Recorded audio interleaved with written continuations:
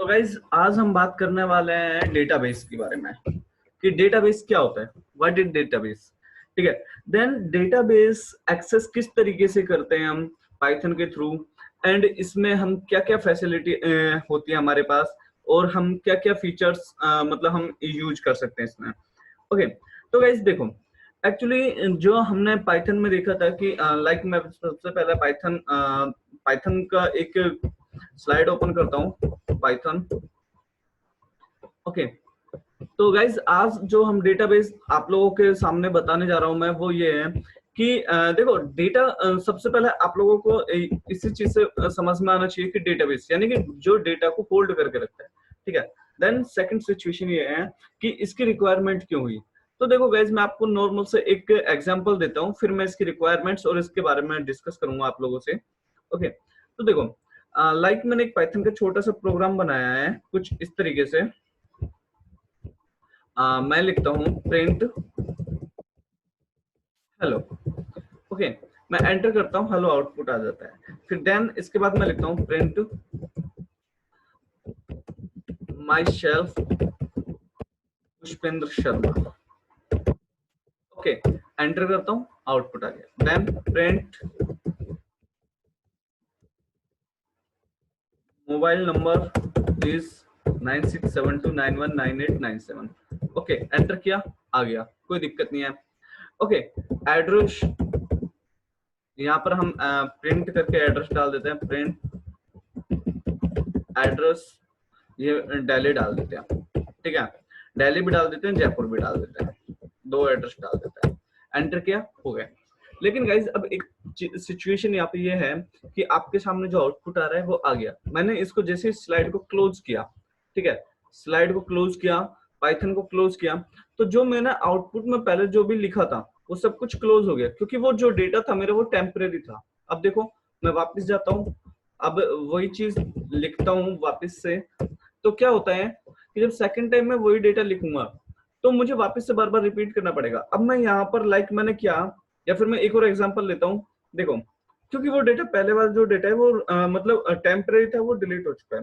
अब मैं second time बात कर रहा हूँ, लाइक मैंने एक वेरिएबल लिया A equal to 10, okay, B equal to 20, C equal to A plus B, and यहाँ सी का एंटर करते हैं तो 30 आउटपुट आ गया। ठीक है, तो आप लोगों को पता है print value of c is,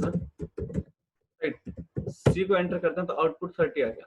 लेकिन जैसे मैं इस स्लाइड को क्या कर देता हूँ, क्लोज कर देता हूँ, तो जो वो सी, ए और बी की वैल्यूज थी वो टेम्परेरी थी, वो भी उसके साथ डिलीट हो जाती है स्लाइड के साथ, बिकॉज क्योंकि वो जो फाइल थी वो हमने कहीं सेव नहीं कराई है, यानी कि डेटा मेरा कैसा था, टेम्परेरी। तो अब इस डेटा को हमें क्या बनाना, परमानेंट, ताकि हम बार बार एक्सेस ले सकें। ठीक है, उसकी नीड क्यों हुई। अब देखो परमानेंट बनाने के लिए कुछ एग्जांपल्स लेते हैं। लाइक देखो मैं आप लोगों के सामने एक एग्जांपल ले रहा हूँ। सपोज दैट मैं एक फेसबुक अकाउंट ओपन कर रहा हूँ, अपना एक फेसबुक न्यू फेसबुक अकाउंट बना रहा हूँ। ठीक है, तो उसमें कि मैं क्या करूंगा, उसमें हमारे पास काफी सारी सिचुएशंस होती हैं, लाइक नेम, फुल नेम हो गया, ईमेल हो गया, पासवर्ड हो गया, ठीक है, एंड कंफर्म पासवर्ड हो गया। ठीक है, अब हमने यहाँ पर डालना है। ठीक है, सपोज दैट मैंने यहाँ पर डालना था फुल नेम, देन यहाँ पर डाला हमने ईमेल, सेकंड में डाला हमने पासवर्ड, एंड थर्ड में डाला हमने कंफर्म पासवर्ड। ओके गाइस, अब आपने क्या किया, इसको साइन इन किया, साइन अप किया, सॉरी क्या किया, साइन अप। तो साइन अप करते टाइम फिर अब जब आप सेकंड टाइम अपना अकाउंट आप लॉग इन करते हो, साइन इन करते हो, तो वहां पर आपको किस डेटा की नीड होती है, कुछ इस तरीके से, कुछ आपको इस तरीके से नीड होगी, लाइक यूजर नेम और पासवर्ड, यूजर नेम और पासवर्ड। तो उस वाली सिचुएशन में आपका यहाँ पे केस की होगी यूजर नेम, या फिर हम बोल देते हैं ईमेल की। ठीक है, देन यहाँ पर आपको किस चीज की नीड होगी, पासवर्ड की। तो गाइस अब पॉइंट यह आता है कि फेसबुक के पास इतने यूजर नेम और पासवर्ड है, तो वो ये वाला यूजर नेम इसके साथ कैसे मैच करेगा, ईमेल के साथ कैसे मैच करेगा, और ये वाला पासवर्ड इसके साथ कैसे मैच करेगा। क्योंकि अब मैच ये सिर्फ उसी सिचुएशन में हो पाएगा जब ये वाला जो डेटा है आपका, ये वाला डेटा है जो ये आपको परमानेंट सेव हो कहीं पर, ठीक है। तब हम क्या करेंगे, जो हम इसको लॉगिन करेंगे, मींस इस वाले डेटा को एक्सेस करेंगे तो वो यहाँ से उठा लेगा। लेकिन अगर किसी भी सिचुएशन में ये वाला data, name, password, confirm password, full name, ये अगर आपका क्या होता, टेम्परेरी, तो टेम्परेरी होता तो ये हाथों हाथ डिलीट हो जाता है। जब हम हमारे फाइल को डिलीट कर मतलब क्लोज करेंगे तो उस वाली सिचुएशन में ईमेल और पासवर्ड हमारा काम नहीं कर पाएगा, राइट। तो ऐसी काफी सारी सिचुएशन है, उसमें हमें क्या करना पड़ता है कि हमें हमारा जो डेटा वो परमानेंट बनाना पड़ता है। तो परमानेंट बनाने के लिए देखो गाइस, अभी मैं नॉर्मल से दो तरीके बता रहा हूँ आपको। एक होता है कि फाइल के अंदर डेटा डाल देना, सेकंड होता है कोई भी एक डेटाबेस यूज कर लेना। ओके, डेटाबेस जो आपके डेटा को स्टोर करके रखता है। इसमें आपके काफी सारे सॉफ्टवेयर यूज होते हैं, काफी सारे डेटाबेसेस यूज हो सकते हैं, ठीक है। लाइक जैसे मैं बात करता हूँ एसक्यूएल, आपके बारे आप लोगों ने सुना होगा एसक्यूएल। हम पाइथन में जो आज यूज करने जा रहे हैं वो एसक्यूएलाइट यूज करने जा रहे हैं, एसक्यूएलाइट 3। ओके, देन ऐसे एक डेटाबेस और होता है हमारा माई एसक्यूएल। ओके, ऐसे काफी सारे होते हैं, जैसे कि ओरेकल के बारे में सुना होगा, मोंगोडीबी, XYZ, बहुत सारे हैं। हम क्योंकि देखो सभी की क्वेरीज समथिंग समथिंग सेम होती है, काम सबों का लगभग सेम होता है, लेकिन थोड़ा थोड़ा डिफरेंट अलग अलग फीचर्स के साथ होते हैं। तो आज हम जो सबसे पहले हम पढ़ने जा रहे हैं वो पढ़ेंगे आज हम एसक्यूएलाइट 3। अगर आपको कोई भी एक डेटाबेस अच्छे से आ जाता है तो आप बाकी अदर डेटाबेस को उससे रिलेटिव होते हैं तो थोड़ा थोड़ा उनमें मॉडिफिकेशंस और चेंजेस करके आप उसको क्लियर कर सकते हो और खुद से भी पढ़ सकते हो। ओके, तो आज हम क्या पढ़ने वाला है, एसक्यूएलाइट। ओके गाइस, तो गाइस जो एसक्यूएल है ये होता है हमारा स्ट्रक्चर क्वेरी लैंग्वेज। ये एक तरीके से प्रोग्रामिंग लैंग्वेज है जिसमें हम कमांड्स लिखते हैं, जिसके थ्रू हम कमांड्स लिखते हैं और इन डेटाबेस को एक्सेस करवाते हैं। ओके, तो आज हम जो बात करने जा रहे हैं वो बात करेंगे एसक्यूएलाइट 3 की पाइथन के थ्रू। तो किस तरीके से काम करता है वो सारी सिचुएशंस देखते हैं हम। तो देखो गाइस, सबसे पहले मैं पाइथन ओपन कर रहा हूँ, तो पाइथन की स्लाइड ओपन करते हैं हम फर्स्ट ऑफ ऑल, ठीक है। नाउ इसके बाद तो गाइस देखो, इसके लिए मैं आप लोगों के सामने बताने जा रहा हूँ कि एसक्यूएलाइट 3 हम किस तरीके से यूज करते हैं और क्या होता है, ठीक है। तो गाइस देखो, एसक्यूएलाइट में क्या होता है, सबसे पहले हम यहाँ पर लिखते हैं इंपोर्ट। आप लोगों को मालूम है कि हम पैकेज को इंपोर्ट कराते हैं, तो यहाँ पर मैं लिखूंगा एसक्यूएलाइट 3। जैसे एंटर कराऊंगा तो देखो ये आपका रन हो गया। अगर मान लो मेरे ये एसक्यूएलाइट में किसी भी चीज में कोई प्रॉब्लम होती तो देखो एरर आ जाती। किस तरीके से, लाइक मैंने एसक्यूएल SQITE3 लिख दिया, सपोज दैट यहां से मैंने मिस्टेक कर दी। जैसे मान लो अगर ये मेरा पैकेज गलत होता तो एंटर करने पर ये एरर आ जाती है, ठीक है। लेकिन इस वाली सिचुएशन में एरर नहीं आती क्योंकि एसक्यूएलाइट 3 मेरा ऑलरेडी पाइथन के अंदर है, इनबिल्ड है, ध्यान रखना गाइस। तो अब इस वाली सिचुएशन में मैं क्या करता हूँ, फाइल न्यू फाइल बनाते हैं। और अब देखो कोडिंग पर आने से पहले मैं आप लोगों को एसक्यूएल के बारे में थोड़ा सा मतलब लाइक थ्योरेटिकल पार्ट दिखा देता हूँ। तो वो देखो किस तरीके से डेटाबेस एक्सेस, ठीक है। फर्स्ट ऑफ ऑल अब देखो गाइज, यहाँ पर मैंने ये एक चीज और मैं बता देता हूँ। यहाँ पर जो ये मेरी स्लाइड बनी हुई है वो पाइथन 2.7 की बनी हुई है, तो थोड़ा सा मैं मॉडिफिकेशंस करूंगा साथ में, क्योंकि प्रिंट्स के बाद मुझे पैरेंथेसिस लगाने होंगे, ठीक है। तो आप लोगों का जो टारगेट है वो सीधा आप कोडिंग वाली फाइल में देखना, ना कि यहाँ पर। अभी मैं आप लोगों को बता देता हूँ, जैसे कि मैंने फर्स्ट लाइन लिखी थी इम्पोर्ट एसक्यूएलाइट 3। ओके, देन इसके बाद एसक्यूएलाइट को मैंने क्या किया, कनेक्ट किया किसी भी एक डेटाबेस के साथ। एक डेटाबेस बना रहा हूं मैं abc.db, कोई भी डेटाबेस बना लेंगे और उसके साथ अगर कनेक्शन हो जाता है तो ये हमारा प्रिंट हो जाएगा कनेक्शन एस्टेब्लिश। ओके, तो देखो यहाँ पर कनेक्ट क्या है, कनेक्ट क्या है, सबसे पहले मैं आप लोगों को ये क्लियर कर देता हूँ कनेक्ट क्या है। आप लोग खुद देखिए कि ये एक रिटर्न करा के, एक ऑब्जेक्ट रिटर्न करा के देता है। देखो कनेक्शन का ऑब्जेक्ट रिटर्न कराएगा और डेटाबेस को क्रिएट करेगा, ठीक है गाइस। मतलब आप क्या करता है कि एक जो ऑब्जेक्ट जो डेटाबेस है उसको क्रिएट करेगा, ठीक है।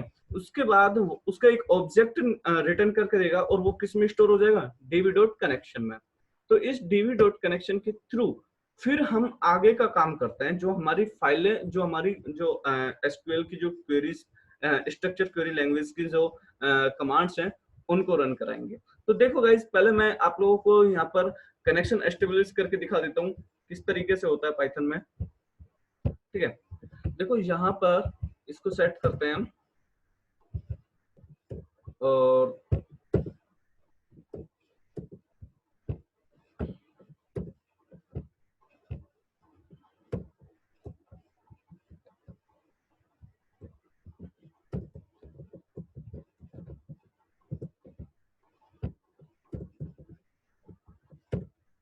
यहाँ पर देखो मैं फाइल ले लेता हूँ, माई डेटाबेस।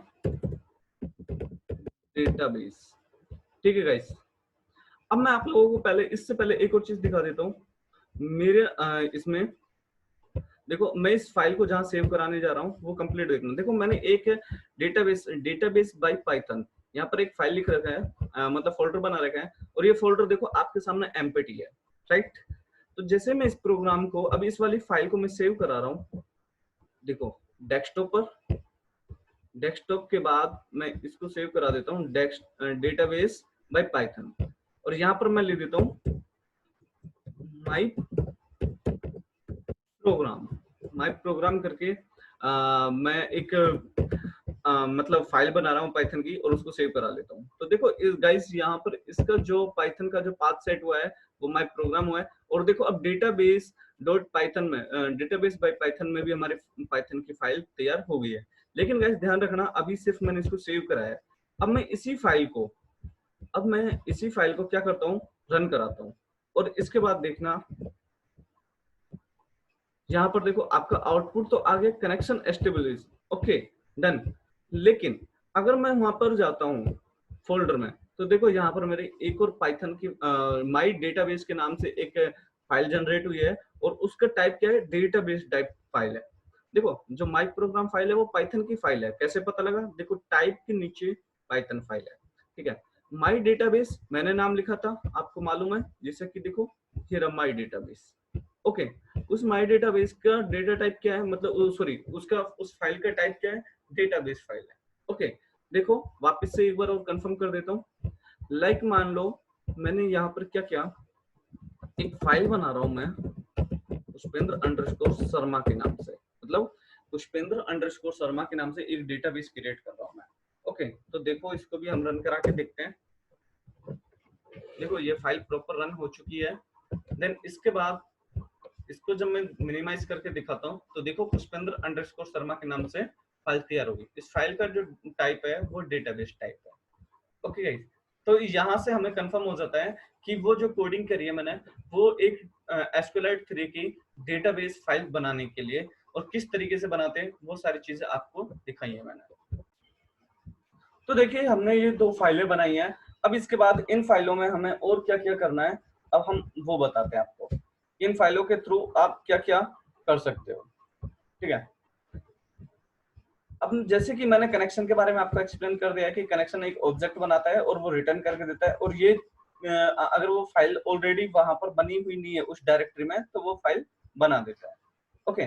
नाउ इसके बाद अगर मान लो आपको कोई भी क्वेरीज बनानी है, देखो अब सबसे पहले क्या करना है, आपको एसक्यूएलआइट को इंपोर्ट करोगे। अब जो भी आपका डेटाबेस है उसको उठाओगे। अब देखो मैं यहाँ से इस चीज को आपको डायरेक्ट एक्सप्लेन करता हूँ फाइल में जाकर, ठीक है। अब मैं गाइस थोड़ा सा ध्यान रखना, यहाँ पर मैंने पुष्पेंद्र अंडरस्कोर शर्मा के नाम से मेरा डेटाबेस है, तो मैं बाकी चीजें यूज नहीं करूंगा उस स्लाइड से, ठीक है। और लाइक देखो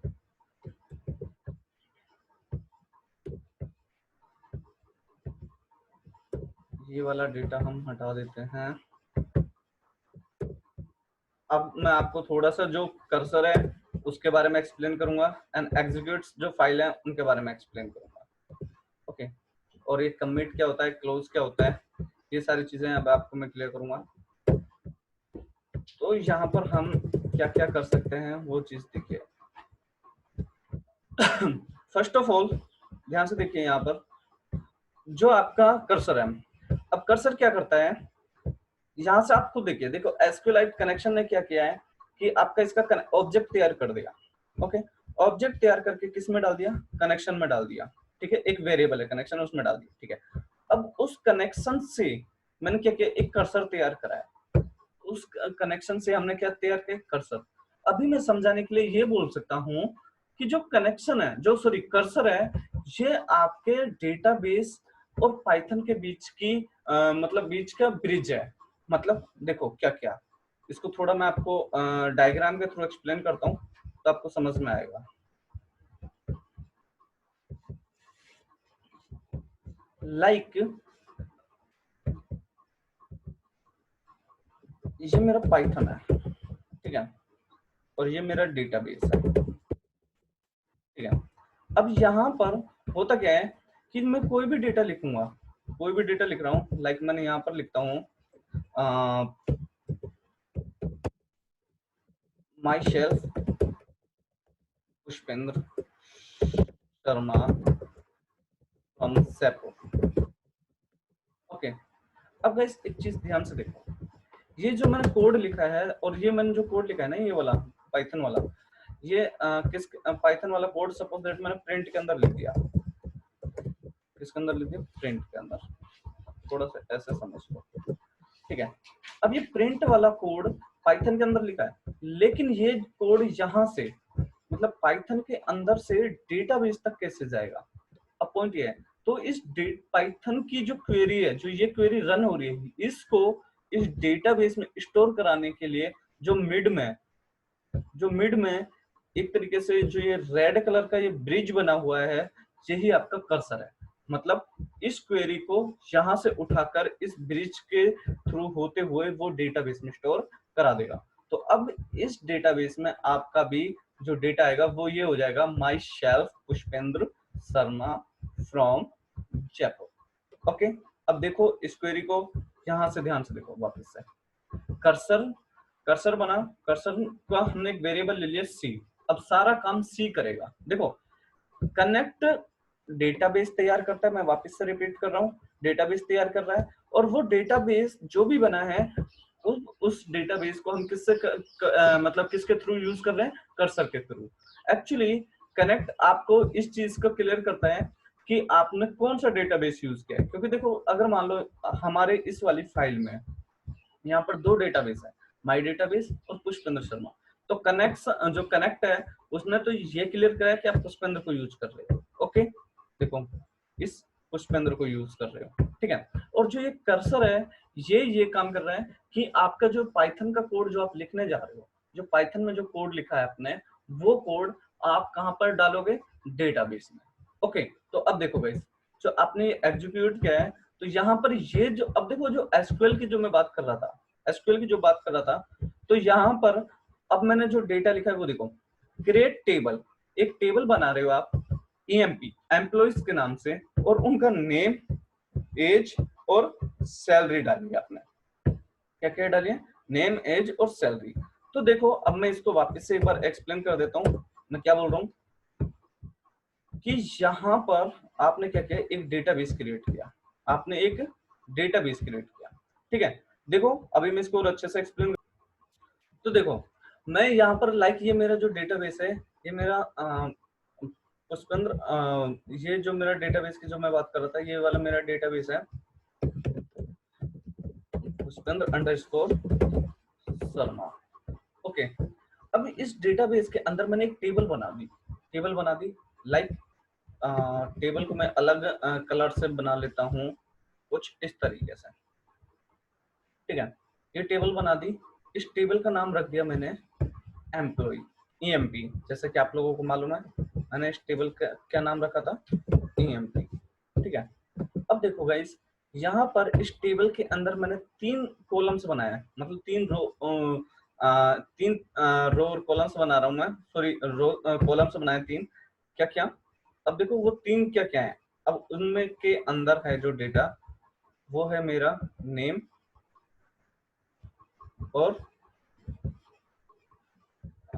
देखो एक बार हम क्लियर कर लेते हैं यहाँ से, क्या क्या, नेम, एज और सैलरी। देखो नेम है मेरा टेक्स्ट टाइप का डेटा टाइप है, एज इंटीजर टाइप का हो गया, सैलरी रियल यानी कि फ्लोट टाइप की भी हो गई है, ठीक है।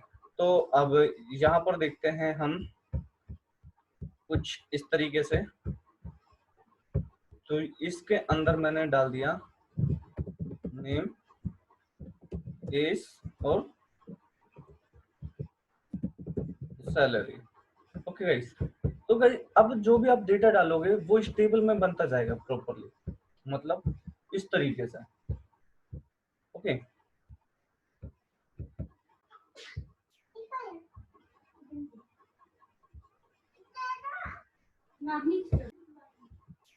तो देखो गाइस, यहाँ पर जो मैं अब डेटा बना रहे हैं हम, वो डेटा लाइक इसके प्रॉपर ये रो कॉलम्स बनेंगे हमारे। अब ये जो अब रोज है, देखो गाइस ये कॉलम तो हमने फिक्स कर दिया है हमारी क्वेरीज के अकॉर्डिंग, लेकिन जो ये रोज इसके अंदर बनेगी ये डिपेंड करती है हमारी क्वेरीज के अकॉर्डिंग कि आप कितना डेटा उसमें डलवा रहे हो। ओके, देखो अभी हमने इसमें एक डेटा डलवाया है लाइक रवि, एंड उसकी जो भी सैलरी एज है वो, और जो उसकी सैलरी है वो। देखो यहाँ पर रवि 23 एज 12,300 उसकी सैलरी होगी।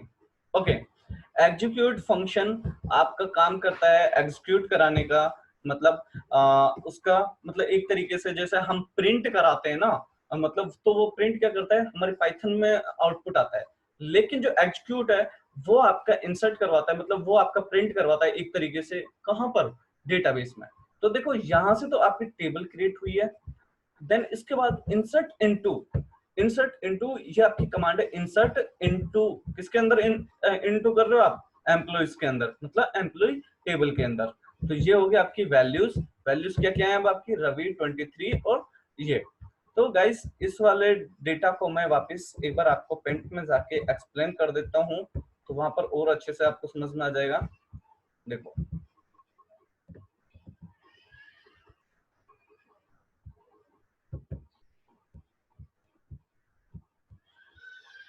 ठीक है, तो देखो यहाँ पर मैंने ये लिखा है एग्जीक्यूट, तो जो मैंने एग्जीक्यूट करा था ये एग्जीक्यूट क्रिएट टेबल वाला, इससे तो मेरा ये डेटा बना है, मतलब ये वाली रो बनी है। लेकिन जो इंसर्ट इनटू ये वाली जो मतलब मेरे कमांड है, इससे रवि, जो ये वाला रवि है ये जाएगा इस वाले बॉक्स में, 23 जाएगा यहाँ पर, और जो 12,300 है वो आएगा यहाँ पर। ओके, ऐसे ही हम बहुत सारी कमांड रन कराएंगे एग्जीक्यूट कर करके, तो वो आपकी नेक्स्ट बॉक्सेस में आ जाएगी। लाइक सपोज दैट मैंने एक और एग्जीक्यूट कमांड लिख दी है कुछ इस तरीके से कि C dot execute insert into employ values, then इसके अंदर मैं लिख देता हूँ इस तरीके से like PS 24 and salary suppose that 1,000 rupees. Okay, then इसके बाद मैं क्या करता हूँ, अब गाइस थोड़ा ध्यान से देखना, ये किया जब मैंने, तो अब देखो इसका आउटपुट किस तरीके से जाएगा। जो ये PS है मेरा, जो ये वाला PS है ये जाएगा मेरा कहाँ पर, इस वाले बॉक्स में, यहाँ सेकंड में। 24 है जो मेरा, वो जाएगा मेरा इस वाले बॉक्स में, और जो 1,000 रुपीज है ये जाएगा मेरा इस वाले बॉक्स में, मतलब बट जाएगा सिर्फ एम्प्लॉय टेबल के अंदर ही। ओके, तो देखो गाइस जैसे मैंने आप लोगों को ये अभी क्लियर किया था एग्जीक्यूट क्या करता है, देन इसके बाद मैंने क्या लिखा, कमिट। कमिट क्या करता है, उस आपके उस प्रोग्राम को डेटाबेस में जाके सेव करा देता है। एंड कनेक्शन क्लोज, मतलब कौन क्लोज, मतलब ये हो गया आपका कि जो आपका कनेक्शन है वो क्लोज हो जाएगा, क्योंकि देखो कनेक्शन ही तो बना हुआ है आपका पुष्पेंद्र के साथ। सी ने तो सिर्फ क्या किया है, ब्रिज का काम किया है, पाइथन की क्वेरीज, मतलब पाइथन के अंदर जो, मतलब जो ये डेटा पाइथन की फाइल में लिखा हुआ था उसको किस में जाके सेव करा रहा है, वो वहां पर डेटाबेस में। लेकिन अब हमने क्या किया, कनेक्शन को सेव कराया, जो भी मॉडिफिकेशन किया, और उसके बाद क्या कर दिया, कनेक्शन को क्लोज कर दिया। यहाँ पर मैं लिखता हूँ print, print thanks for visit. Okay, और एक और चीज गाइस, मैं इससे पहले यहाँ पर लिख देता हूँ प्रिंट वेलकम। ठीक है, तो यहाँ पर क्या होता है, अब गाइस ध्यान से देखना, जो मेरा आउटपुट में आएगा वो सिर्फ अभी हमें जो शो होगा वो वेलकम और थैंक्स फॉर विजिट्स होगा, बट ये वाला डेटा शो नहीं होगा एक्चुअली। क्यों? क्योंकि ये सारा काम किसमें हो रहा है, डेटाबेस के साथ। तो देखो मैं इसको रन कराता हूँ,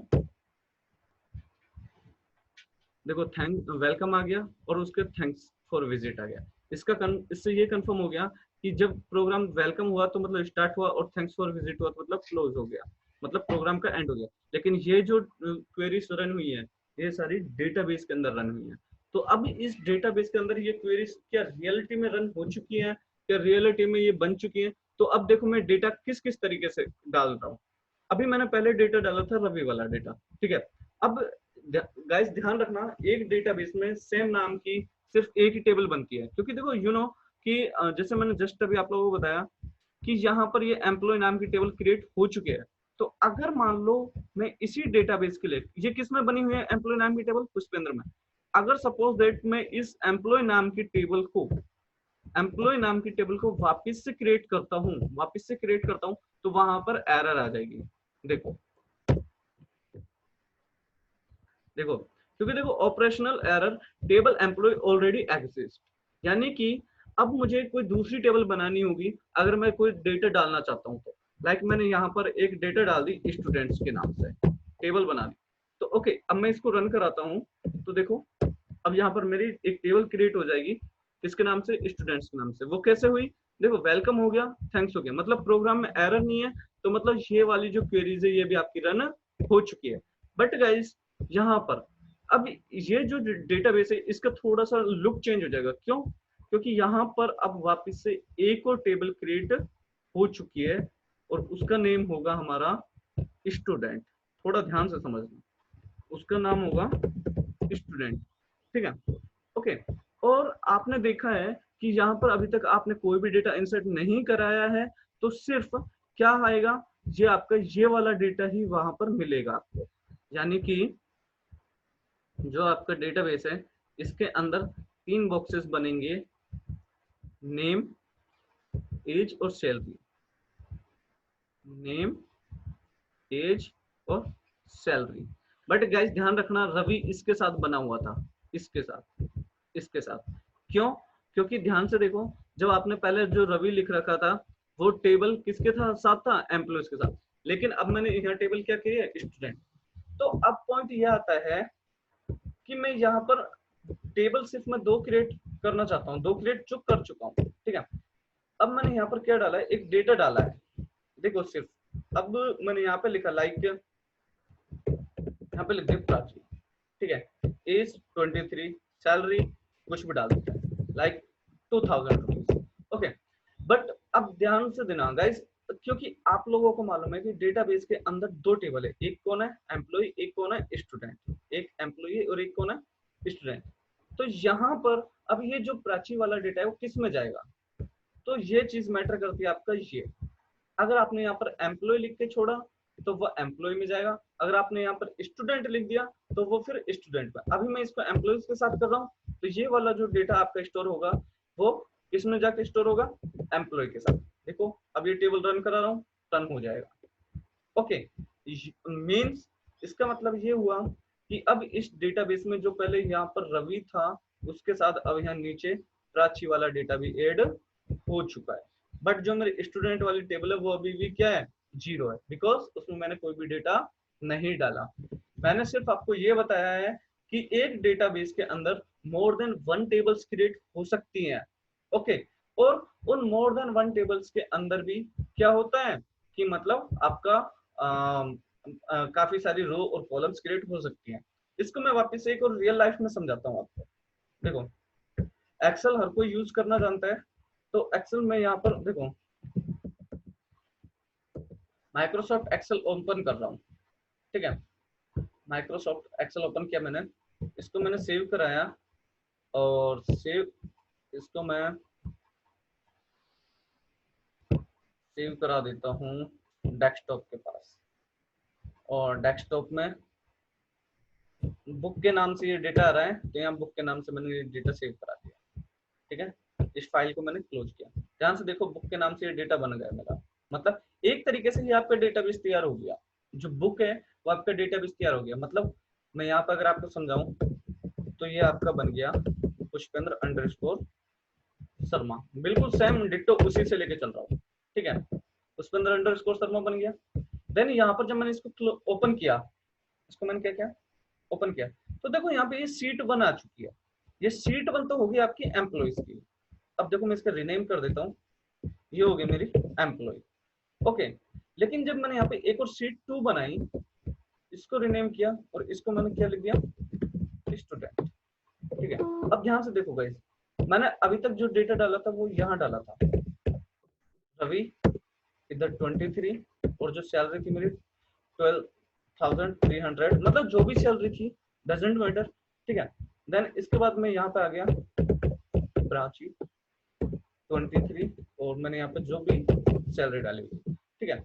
अब गाइस देखो, बाहर से, अब ध्यान से देखना, बाहर से देखने में ये सिर्फ सिंगल है, लेकिन जब मैं इसको ओपन कर रहा हूँ तो इसके अंदर 2 स्लाइड है, यानी कि 2 टेबल बन गई, एक एम्प्लॉय की और एक स्टूडेंट की। देखो स्टूडेंट वाली खाली है और एम्प्लॉय वाली के अंदर डेटा आ चुका है।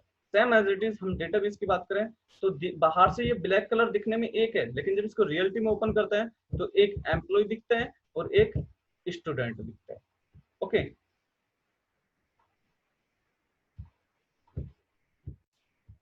तो गाइस जैसा अभी हमने देखा कि एक डेटाबेस कैसे क्रिएट करते हैं, टेबल कैसे क्रिएट करते हैं, और उस टेबल के अंदर मोर देन वन टेबल्स, मतलब उस डेटाबेस के अंदर मोर देन वन टेबल्स किस तरीके से क्रिएट करता है, और अगर टेबल्स क्रिएट हो जाती है तो उनके अंदर डेटा किस तरीके से इंसर्ट करते हैं, वो सारी चीज हम क्लियर कर चुके हैं।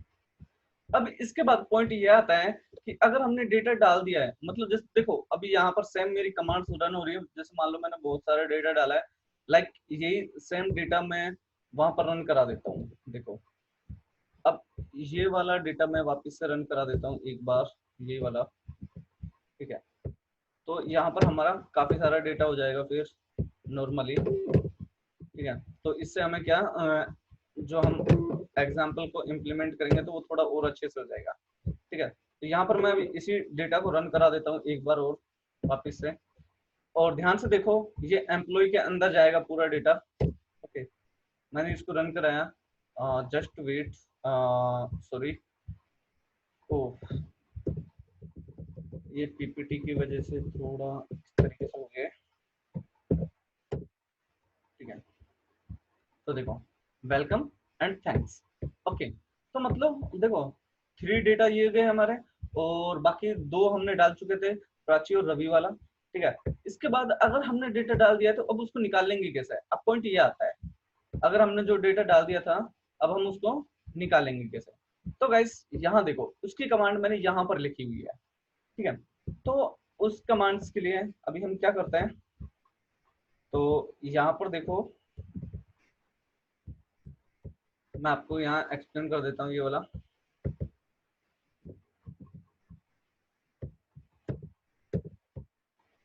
ये कर्सर वाला जो पॉइंट है आपका, ये तो आपको समझ में आ गया होगा कि जो मैंने कर रखा था, ओके।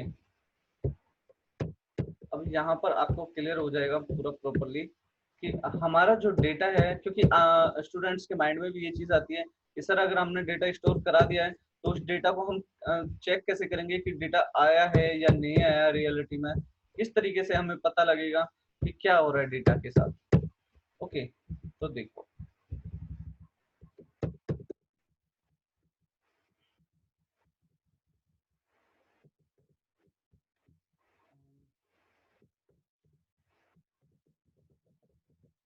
lesson and now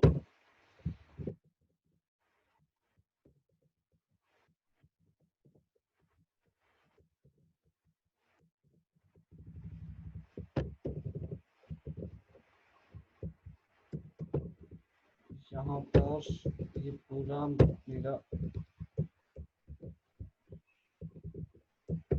देखो गाइस यहाँ पर अब हमारे साथ हो क्या रहा है, ये सिंगल लाइन नहीं है। अब देखो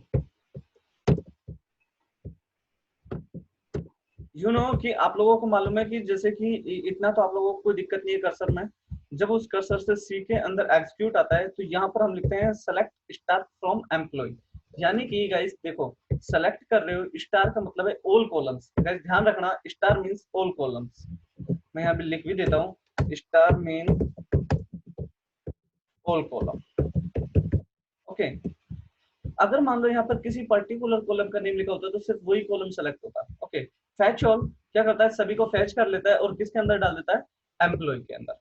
एम्प्लॉय वन मतलब ये कोई भी एक वेरिएबल हो सकता है, लाइक मान लो मैंने डाल दिया डेटा करके, यहाँ पर ये क्या कर डाल दिया मैंने इसको, डेटा। ठीक है, तो इस डेटा के अंदर पूरा डेटा आ जाएगा। और देखो यहाँ पर मैं लिख देता हूँ डेटा। इस वाली कमांड को रन करने से पहले मैं आप लोगों के सामने एक कमांड दिखा देता हूँ। देखो जो फेच है, जो डेटा, अब देखो यहाँ पर ये क्या हो रहा है, इस कोड को समझना। वेलकम हुआ, वेलकम के बाद पुष्पेंद्र शर्मा हुआ आपका। ठीक है, कर्सर हो गया, सेलेक्ट स्टार फ्रॉम एम्प्लॉय, सारे कॉलम सेलेक्ट करे और किसके अंदर डाल दिए, फैच ऑल के थ्रू डेटा के अंदर। अब मैं आप लोगों के सामने एक बार प्रिंट डेटा करके दिखाता हूँ। देखो प्रिंट डेटा। ओके, तो इस डेटा को रन करके दिखाता हूँ, तो हमारा आउटपुट देखो, यहाँ पर हमारा पूरा का पूरा आउटपुट आ चुका है। एक लिस्ट के अंदर ये टपल्स बन चुके हैं। देखो ये एक पूरी की पूरी लिस्ट है जो यहाँ पर क्लोज हो रही है। तो ये एक लिस्ट के अंदर ये एक पूरा टपल बना। ठीक है, फिर ये सेकंड टपल बना, फिर ये टपल बना, फिर ये वाला थर्ड टपल बना और फोर्थ टपल बना। ठीक है, अब आपको पता है कि एक लिस्ट है, लिस्ट के अंदर से अगर डेटा उठाना होता है तो आप क्या लगा देते हो, फॉर लूप। तो कोई दिक्कत नहीं है, अब हम यहाँ फॉर लूप लगा देते हैं। अब आप यहाँ पर क्या लगा देते हो, for loop, for I in data, और प्रिंट करते हो आप आई। अब देखो 1 बाई 1 डेटा वो आपका बाहर आ जाएगा, मतलब सिंगल सिंगल रोज के अकॉर्डिंग। ये आ गया सेकंड थर्ड। ठीक है, अब आप चाहते हो कि ये वाला जो डेटा है आपका, ये वाला डेटा ये भी आपका क्या है, ब्रेक हो गया है, क्योंकि आपको पता है कि टपल लिस्ट के अंदर टपल बना बता। अब आई के अंदर ये पूरे टपल आ रहा है, तो आप इस टपल को भी ब्रेक कर सकते हो किस तरीके से, लाइक देखो। अब इस सिचुएशन में मैं इसको कमेंट कर देता हूँ इस वाले कोड को, ताकि आपको आगे जाके देखना पड़े। तो ये यहाँ पर मैंने क्या किया है, सेम कोड लिखा है, लेकिन उस कोड में देखो, इस वाले कोड में मैंने क्या किया है, डेटा, डेटा के अंदर क्या आ गया, आई, क्या आ गया, आई। आई का मतलब क्या हुआ गाइस, कि ये पूरा का पूरा टपल आ गया। अब उस टपल का जीरो क्या है, उस टपल का जीरो क्या था, लाइक शुरू में रवि था, सेकंड में उसकी एज 23 थी, फिर क्या आ गई उसकी, मतलब सैलरी जो भी थी, फिर स्लेशन होता है मतलब गैप आएगा, देन उसके बाद डेटा के अंदर से सेकंड वाला टपल रिट्राइव होगा। देखो अब इसका आउटपुट है, यहाँ पे समझ में आ जाएगा आप लोगों को। देखो अब 1 बाई 1 अलग हो गए, ब्रेक हो गए। डेटा पहले मैंने पूरा लिस्ट में दिखा दिया आपको एक बार, फिर उसको 1 बाई 1 मतलब रोज वाइज दिखा दिया, और अब प्रॉपरली अलग अलग कॉलम में उसको ब्रेक करके दिखा दिया। ओके, यहाँ पर आप एक और लाइन लिख सकते हो, प्रिंट ऑफ डेटा। तो इससे इससे क्या आएगा आपका, फुल टेबल ऐसे लिख सकते हैं हम। और इस वाले कोड में आ जाएगा आपका रो वाइज। ओके, और इस वाले कोड में लिख देंगे हम कि पर्टिकुलर ये हो गया आपका कॉलम, पर्टिकुलर कॉलम्स के ऊपर। ओके गाइस, तो अब आपने देखा कि हम डेटा भी हमारा किस तरीके से निकाल सकते हैं। ओके, तो गाइस देखो अभी तक हमने ये लिखा था स्टार करके, तो ये हमारा पास फुल डेटा आ जाता है। ठीक है, यहाँ पर ये पूरा का पूरा डेटा आ गया। ठीक है, अगर मान लो मुझे इसे पर्टिकुलर किसी नेम से चाहिए, मतलब सिर्फ नेम नेम वाला कॉलम चाहिए, तो मैं यहाँ पे क्या लिखूंगा, नेम। ओके, और मैं इसको रन करा देता हूँ और मेरा नेम आ जाएगा सभी का।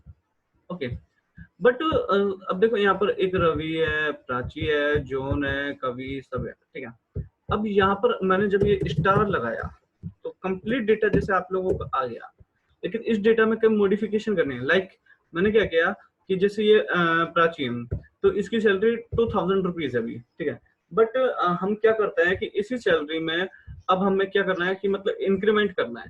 ठीक है, कुछ चेंजेस करना है, तो मैं क्या करूंगा, इस टेबल में अपडेट करूंगा, क्या करूंगा, अपडेट करूंगा। तो इस वाली सिचुएशन में जो हमारे पूरा का पूरा डेटा है, मैं एक बार वापस से रिपीट कर देता हूँ। मतलब देखो अब मुझे इसमें चेंजेस करना है, मतलब डेटा को क्या करना है, मुझे अपडेट करना है। लेकिन अब मेरे पास दो सिचुएशन में किस तरीके से अपडेट कर सकता हूँ।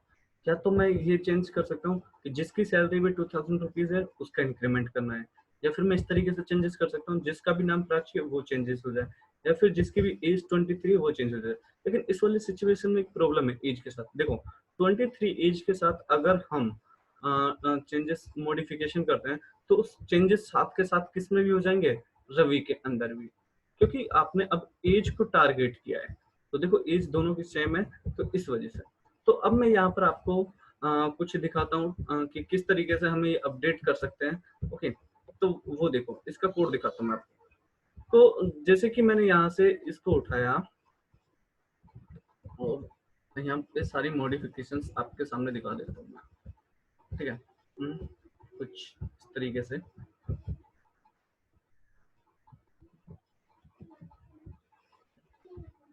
देखो यहाँ पर हमें एक अपडेट कमांड लगानी होती है, और जैसे कि मैंने आपको बताया कमेंट सेव कराते हैं तो फिर वो सेव हो जाएगा हमारा कंप्लीट डेटा, ठीक है। और ये फेच वन क्या करता है, 1 by 1 फेच करता है जो भी आपको फेच करना होता है, ठीक है। यहाँ पर देखो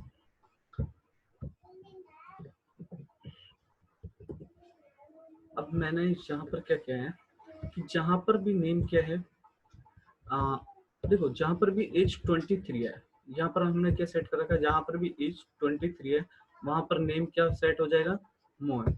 लेकिन मैं इसका उल्टा करना चाहता हूँ, वहां पर क्या हो जाएगा, सैलरी। क्या, सैलरी।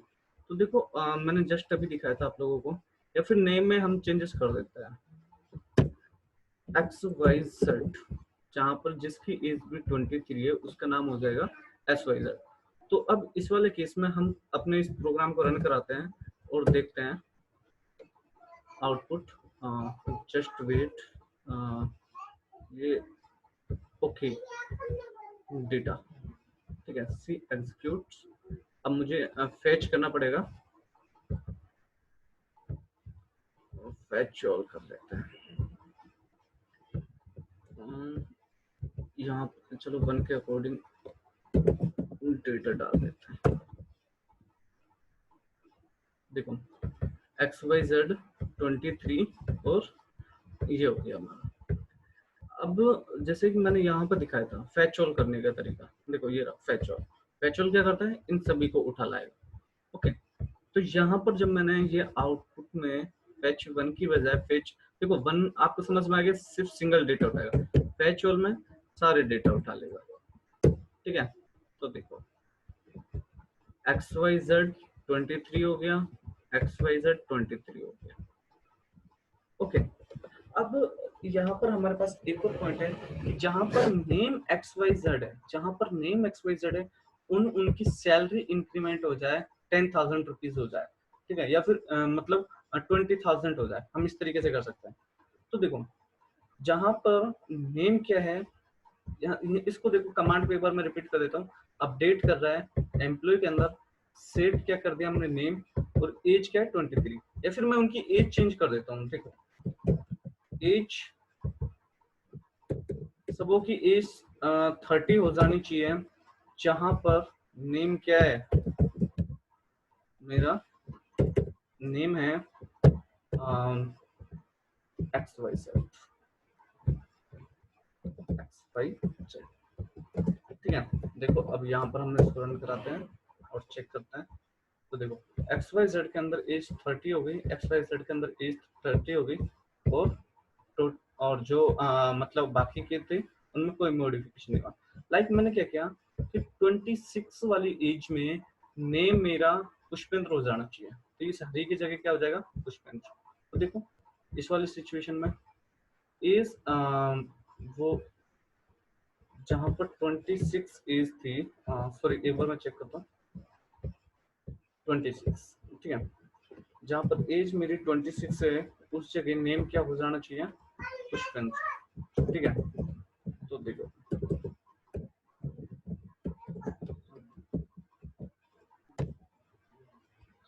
ठीक है, जस्ट वेट, ये क्या क्या किया मैंने, सॉरी 25 लिख दिया था तो इस वजह से मिस्टेक हो गई।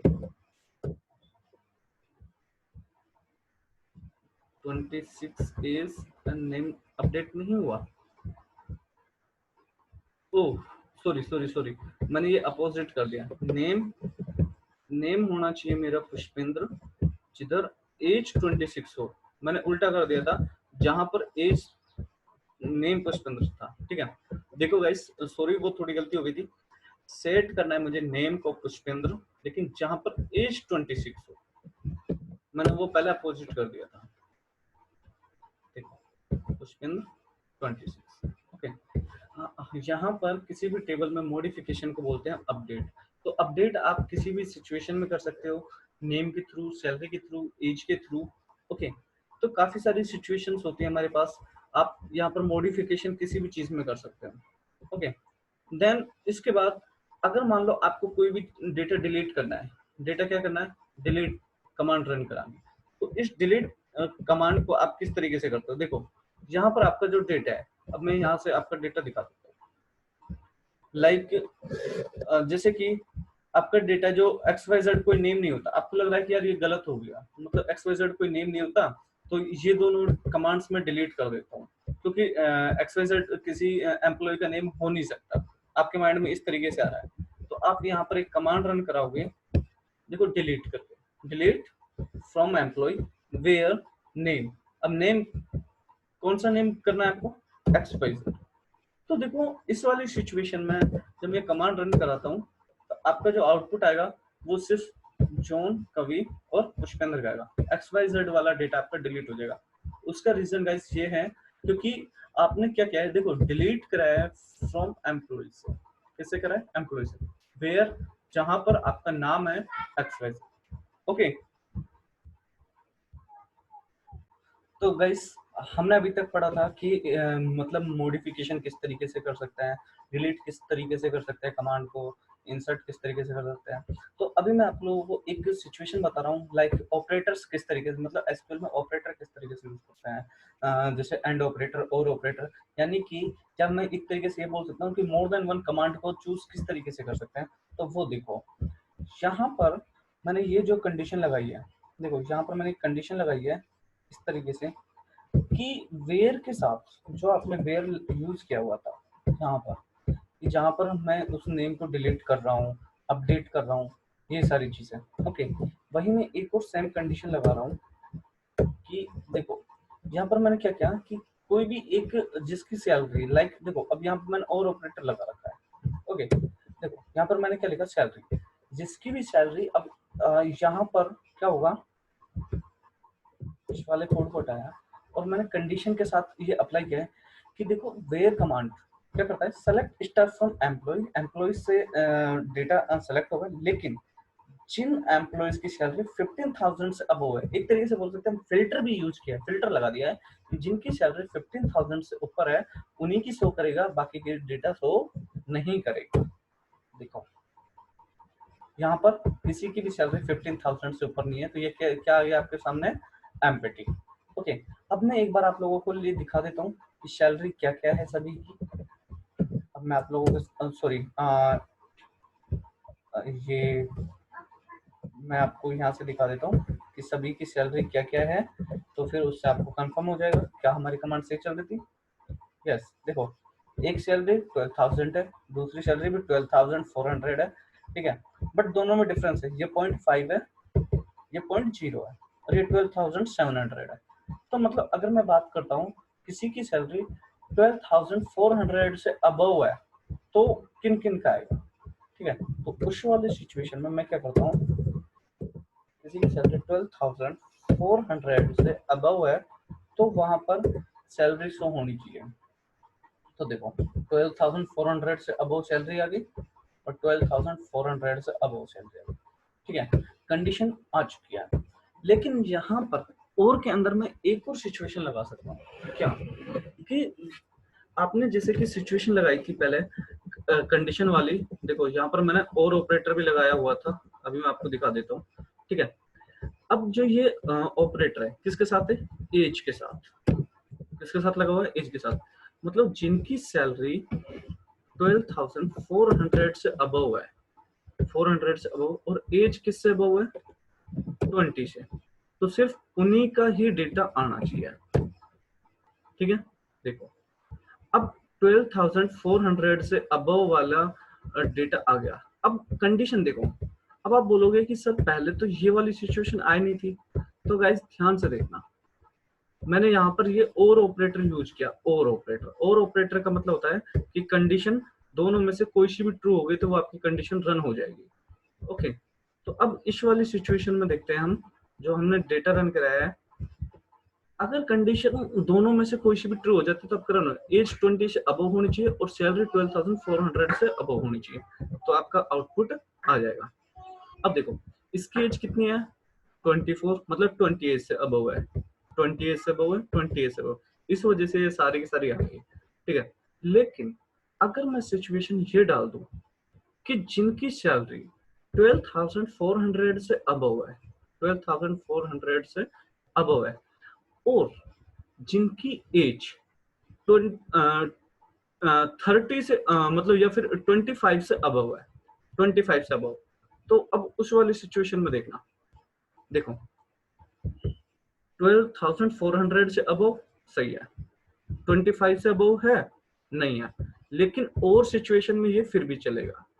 अब देखो यहाँ पर जो एज है 29 है, यानी कि 25 से अबव है, ठीक है चलेगा, यहाँ पर ये चलेगा। लेकिन एक सिचुएशन अब मेरा ये आ जाती है कि सिर्फ मैं किस पे बात करूं, कि जिनकी सैलरी 12,400 से अबव, ये और ये, ठीक है, साथ में एज भी मेरी कितनी होनी चाहिए, लाइक आपकी एज होनी चाहिए 20 या 30 से अबव होनी चाहिए। किससे अबव होनी चाहिए, 30 से।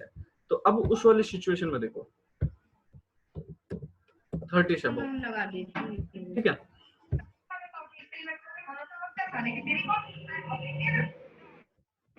तो उस वाले केस में देखो अब हम क्या करते हैं,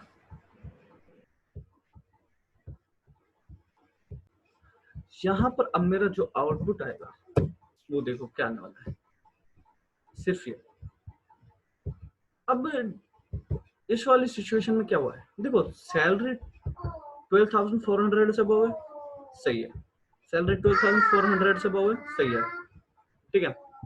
अब बट जो एज है वो मेरी कंडीशन ट्रू नहीं कर पा रहा है, तो इस वाली सिचुएशन में ये मेरा क्या हो जाता है, ट्रू, क्योंकि देखो और ऑपरेटर क्या बोलता है कि कोई भी एक कंडीशन ट्रू होने पर आपकी कंडीशन ट्रू हो जाएगी।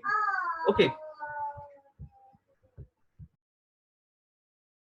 और गाइस देखो अगर यहीं पर मैं एंड ऑपरेटर यूज कर देता हूँ एंड, तो देखो अब मेरे आउटपुट में कुछ नहीं आएगा, एम्प्टी। एक्चुअली उसका रीजन ये है क्योंकि देखो सैलरी तो 12,400 से अबव हो गई, लेकिन एज किसी की भी 30 से अबव नहीं थी। ओके, अब इसी सिचुएशन में हम एक और कोड देखते हैं कुछ इस तरीके से, कि अगर मान लो आपको ऑर्डर और मतलब जैसे आपने क्या किया, सैलरी को असेंडिंग या डिसेंडिंग ऑर्डर में ले रहे हो, इस तरीके से मान लेते हैं, तो यहाँ पर आप किस तरीके से काम करते हो, देखो और ऑपरेटर एंड ऑपरेटर यूज करके दिखा दिया मैंने। साथ में अगर आपने क्या किया है कि select star from employ order by salary, order का मतलब होता है कि आप उस वाले डेटा को असेंडिंग या डिसेंडिंग ऑर्डर में दे रहे हो, तो एएससी मतलब असेंडिंग लेवल। ओके, तो अब मैंने इसको रन कराया, तो देखो आपका जो डेटा आएगा वो असेंडिंग ऑर्डर के अकॉर्डिंग आएगा, देखो ठीक है, सैलरी के असेंडिंग। अब गाइस ध्यान से देखना इसी कोड को वापस से, अब मैंने क्या किया, इसको डिसेंडिंग ऑर्डर में चेंज कर दिया, इसको किस में कन्वर्ट कर दिया, डिसेंडिंग ऑर्डर में। देखो ऑर्डर बाय डिसेंडिंग ऑर्डर, तो अब आपका आउटपुट देखो अब डिसेंडिंग ऑर्डर में आ गया। ओके, तो गाइस जो आज हमने यहाँ पर देखा है एसक्यूएल में, वो हमारा क्या क्या है, मैं आप लोगों को एक बार वापस से रिवाइज करा देता हूँ शॉर्ट में। सबसे पहले हमने टेबल क्रिएट की, सॉरी डेटाबेस क्रिएट किया, डेटाबेस क्रिएट करने के बाद यहाँ मैं लिख के दिखा देता हूँ आपको प्रॉपरली, जो आज हमने किया है। सबसे पहले क्रिएट डेटाबेस, ओके, सबसे पहले हमने डेटाबेस क्रिएट किया, फिर क्रिएट किया, टेबल क्रिएट किया, देन उसके बाद हमने क्या किया, टेबल के अंदर वैल्यू इंसर्ट कराई, ठीक है। वैल्यू इंसर्ट कराने के बाद हमने वैल्यूज को चेक किया, यानी कि वैल्यूज को इंसर्ट कराने के बाद हमने वैल्यूज को देखा, व्यू वैल्यूज, यानी कि जिसको जो हमारी कमांड होती है सेलेक्ट स्टार्ट फ्रॉम वाली, ओके। देन उसके बाद हमने इसके अंदर अपडेट किया है, यानी कि मॉडिफिकेशंस किए हैं।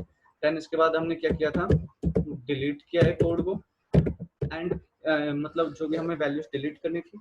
इसके बाद फिर हमने जो कोड किया था वो क्या है, हमारा फिल्टर वाला कोड किया था, जो कि फिल्टर इन द सेंस था मेरा कि जो मैंने वेयर कमांड यूज करी है, ओके। वेयर कमांड के अंदर जो मैंने किया है वो वाले बात कर रहा हूँ मैं, ओके। देन इसके बाद मैंने क्या लगाया था, ऑर्डर कमांड यूज करें, ऑर्डर बाय, ओके गाइस। अगर इसके बाद भी अगर आपको जो हमारे पाइथन में जो यूज होते हैं वो सारी चीजें मैंने यूज की हैं, अगर इसके बाद भी कुछ चीजें यूज करने की होती हैं और अगर कोई भी चीज की आपको रिक्वायरमेंट होती है तो आप मुझसे शेयर कर सकते हो, ओके। तो ये हमारा एसक्यूएल था।